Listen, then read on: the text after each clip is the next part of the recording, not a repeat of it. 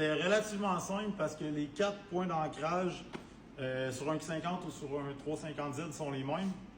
Fait qu'en vrai, un subframe complet de 350Z se trouve à être Bolton sur le Q50. Ça peut pas tout le temps bien aller.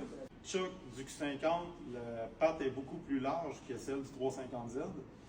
C'est soit de mettre des shims, ce qui n'est pas vraiment l'idéal. On se rend compte que les bushings ont la même circonférence. Fait que là, on va juste sortir la selle du 350Z, puis on va mettre une bushing neuve de Q59.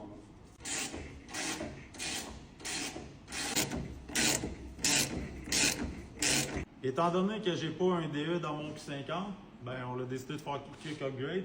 Fait qu'on a mis des bearings de 370Z, les cardans de G37 Sedan. En vrai, l'échappe est plus gros, donc plus solide. On a décidé de mettre des bras ajustables. On va aussi mettre la swaybar de 370Z. Elle est plus grosse que celle de 350Z, puis elle s'adapte mieux à l'exhaust double du Q50. Évidemment que le différentiel de Q50 ne fitera pas sur le subframe de 350Z. Fait qu'on met un différentiel VLSD 354 de 350Z. Puis, selon mes calculs, le drive shaft One Piece de G37 manuel serait Bolton. Manuel.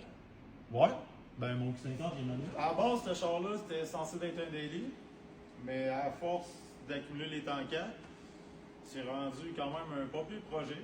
Si tu veux savoir c'est quoi les avantages de faire un swap de subframe de 350Z sur un Q50 ou juste savoir à quel point on l'a échappé, reste à l'affût, on va poster d'autres vidéos.